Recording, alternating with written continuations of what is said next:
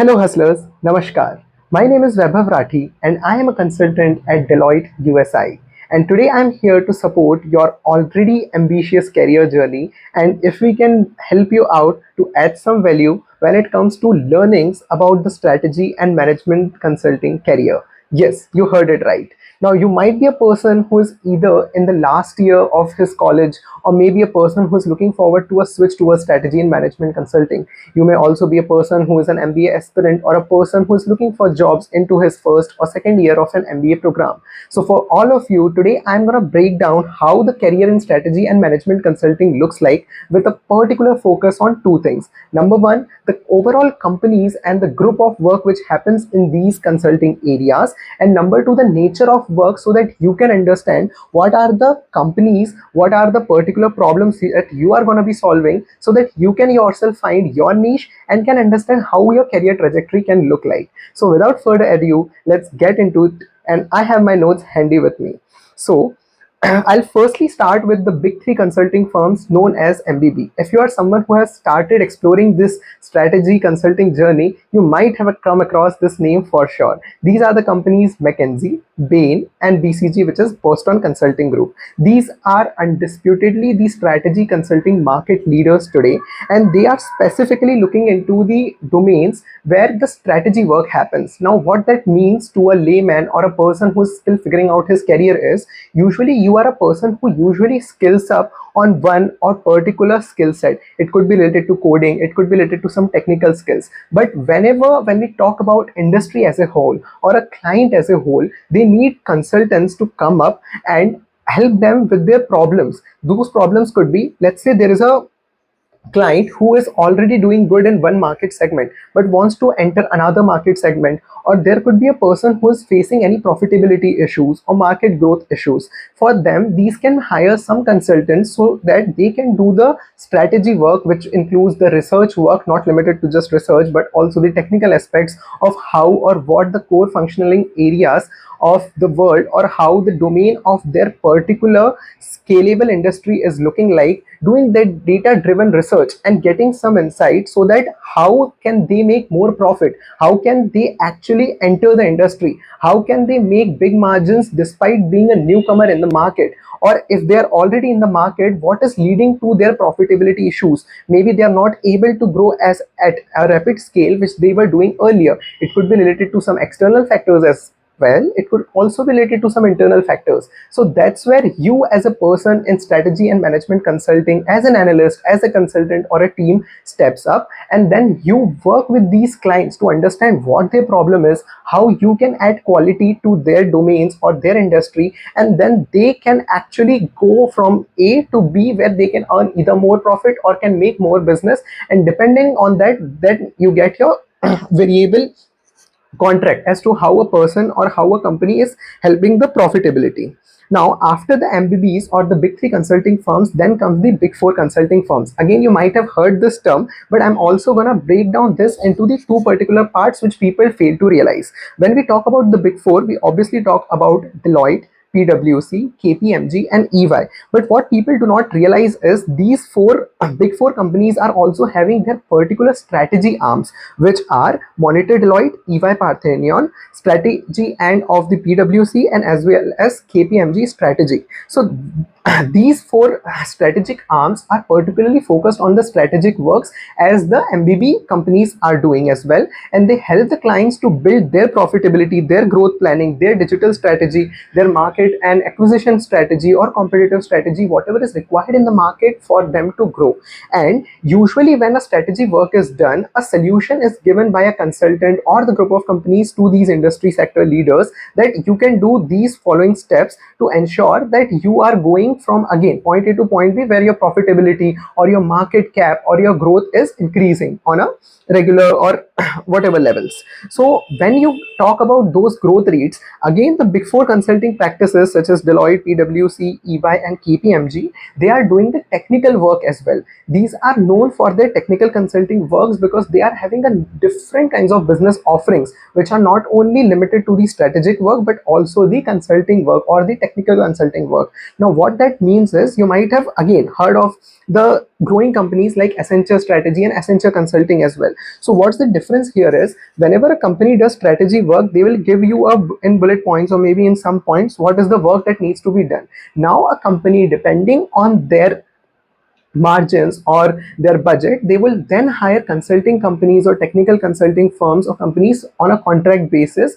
so that they can actually do that particular work which has been decided by a strategy consultant to gain that profitability. Now they can either go to big fours, or there are different consulting firms as well for that matter. One simple example of it could be let's say a company has been operating on legacy systems and now it's doing either migration or some cloud transformation, or let's say some kind of technical transformation work. Then they'll obviously need a team or a team of people who can then drive their strategy and grow towards that particular site, and then they can actually utilize those resources to become the market or industry leaders, which was their first initial thought.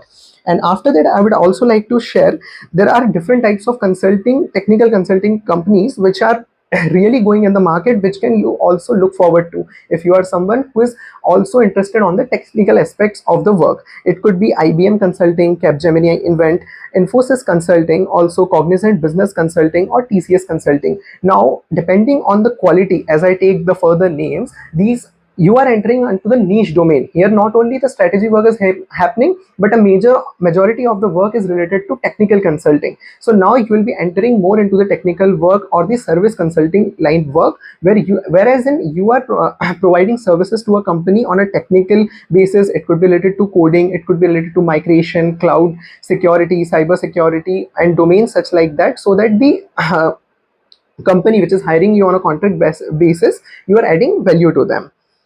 Now comes another type of consulting which is also very good and people have very less idea about it, which is HR and organizational consulting. Now people usually think that in human resources only hiring or things related to the compensation part or the people management aspect is there. Yes, it is there, but today in the industry, HR work is also growing. There are big needs of companies so that they can hire people for HR consulting work. If they can hire people for change management work, for organizational development work, because there are lots of mergers happening. There are a lot of companies, maybe in developed country or even in developing countries, who are not only just going through mergers and acquisitions, but are already going through let's say a new market line, or they are already launching different kinds of products which are creating different verticals or sub practices within their own companies. For them, they need to plan this organizational development thing efficiently. Otherwise, what will happen in the long term is they will not be able to sustain over a long time, and that's where the HR consulting works coming. And if you're someone who's interested on the HR side of things, these are the companies for you to look forward to, which are Mercer, Ferry. Ferry is a really good growing company when it comes to the organizational development work. And there is also Hewitt, which you can search more about on the Google.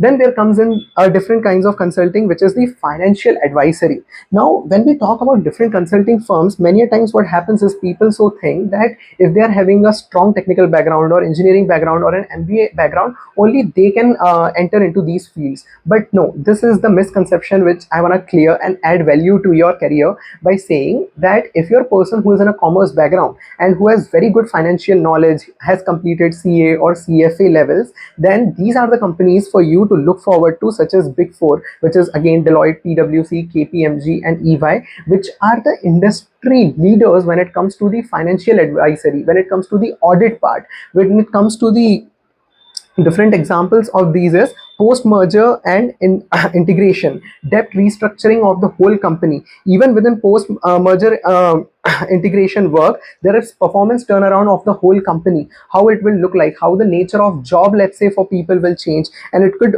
also be not just limited to this work, but also anything and everything with related to the financial aspects of the company. How will it grow, how the profitability work. And if you are that person who has that CA or CFA level knowledge, you can not only be a good part of this company, you can actually have a very good career growth, because people with a strong skill set is something which they have, like, which they thrive in this category, is what I'm trying to say here.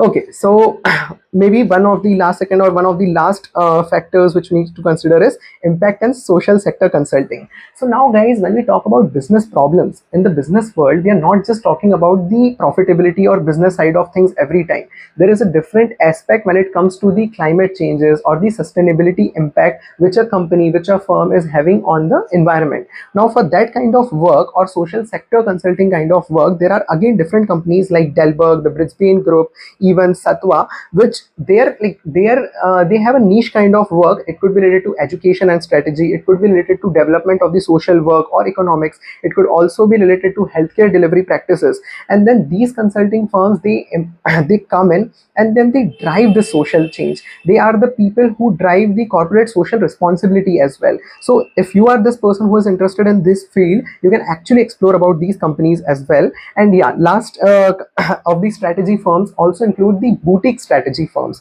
Now what that means is, many times, guys, there are a niche particular type of work which happens, and for that a company is having a mastery. The best example of that is ZS Associates. This is a company which hires on all the grounds, maybe if you are an engineering background or a commerce background or even an MBA background, and they were doing really good when it comes to the healthcare or the pharma sector. Now I think they have grown in different segments as well. But the boutique in itself means is, these are the companies or group of companies which are focusing on the market niche, and then they are trying to create value so that you as a client can come to them and grow in that particular field, and they are the master of that particular field. What are the type of companies which come into that is LEK Consulting, Roland Berger, Oliver Wyman, and there are many more, as I said, about ZS as well. Now here what I would like to highlight is LEK Consulting, Oliver Wyman. These are also the group of consulting companies or firms which are growing on a very rapid scale, and they are also doing different kinds of market work. One such company which I forgot was Alvarez and Marcel, also known as A&M. Now these are the company, or maybe Aon Consulting. These are also growing consulting firms. Now why I'm sharing so much about the different companies or the nature of work they do is, when I started my work as an analyst in Deloitte, and now that I have become a consultant, I got to know about these industries over the 2.5 years. But if you are a person who is starting your career journey and is looking forward to the strategy and management consulting world, what you need to focus is on what your nature of work would look like in these companies, what are the key things which you are interested in, so that your career trajectory looks very well and you are very well informed as to how you will make increase in this career. For example, obviously the strategy consulting part or the MBB or Big Fours are the companies which people look forward to. But if you are someone, let's say, who is really interested in the healthcare industry, you might be someone who might have a biotechnology background, or there are even fields like biotechnology engineering, and if you're coming from them and if you're interested towards these fields, then instead of going to the over competitive market where already a lot of competition is there, you can then focus on these different kinds of boutique consulting firms, and then there your trajectory could really thrive and you can become a subject matter expert in the next 8 to 10 years to come. I hope you're able to understand what I'm trying to say here in terms of the nature of work, so that it helps you to find your particular area of interest, because at the end of the day, this is what matters. Because in these consulting firms or whichever companies which we talked about, the work-life balance can sometimes lead to be very hectic. It could be 8 to 10 hours of work on times of high quality deliverables. At that point of time, what keeps you going in these firms or in these companies is whether you are really interested in your work or not, because the learning curve is really good, guys. This is something which I can say without a doubt, because I have been working in Deloitte and I'm a consultant right now. The amount of learning which you get, the amount of problem solving skill set which you get, the structured thinking, how to approach a problem when you work directly with managers, senior managers, even at times with managing directors or partners, you learn how to solve a business problem on a large scale level, or how the world of the business side looks like, so that when you are doing your technical or one particular type of work, you also know how the industry works, and then that adds value to your resume or your career in the long run when you particularly become a subject matter expert in your particular field. So with that, I am just checking my notes if we have left out on something. Turns out no. So we have covered all the important aspects, guys. And again, these are all the experiences which I have seen in my career journey within Deloitte. So I would like to share more in the next video. I would also like to focus if we can go from the nature of work as to the specializations or the niche particular kind of work as to which these consulting firms are doing. And then we can also focus on how your salary range or the career trajectory or your what's the hiring journey looks like, so that you can actually become part of these firms, and what are the key aspects to look at. So for that, please stay tuned to my channel. And yeah, if you appreciate my content, I would just like to share, guys, I'm new to YouTube, so please like, comment and share, because your comment and your feedback will go a long way. It will help me to create better quality and better value content as to what you really need, and that will also help me not only to grow on YouTube but to add more value to the audience which I'm engaging with. So with that, I'm gonna say bye to you. I hope I'll be seeing you in the next video. Until then, please take care. Bye.